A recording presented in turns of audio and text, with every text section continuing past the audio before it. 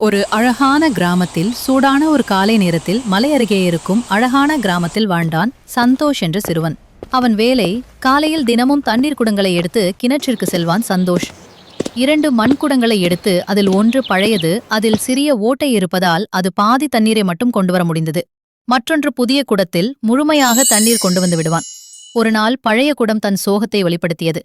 என்னை நீ ஏன் இன்னும் உபயோகிக்கிறாய் சந்தோஷ்? நான் பாதி தண்ணீரை வழியிலேயே சிந்தி விடுகிறேன். சந்தோஷ் சிரித்தான். உன் மீது தவறு இல்லை, நாளை உன்னிடம் சொல்கிறேன், வா என்று அழைத்து சென்றான். அடுத்த நாள் சந்தோஷ் பழைய குடத்துடன் நடைபாதையில் நடந்தான். பழைய குடம் அதிர்ச்சி அடைந்தது. வரும் வழியில் மலர்கள் மலர்ந்திருந்தன. இதெல்லாம் என்ன? குடம் கேட்டது. சந்தோஷ் சொன்னான், நீ வழியில் தண்ணீர் சிந்தியதால் நான் அங்கு விதைகள் போட்டேன். நீ தண்ணீர் விட்டாய், பூக்கள் மலர்ந்தன. அது உன் பிழை இல்லை, அது உன்னால் ஏற்பட்ட அழகு.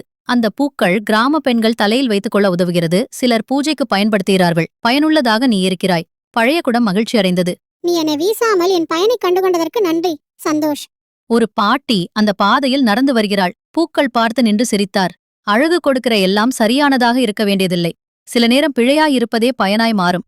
ஒவ்வொரு பிழைக்கும் ஒரு பயனுள்ள பக்கம் இருக்கிறது. வாழ்க்கையில் யாரையும் தேவையில்லாதவர் என நினைக்காதீர்கள்.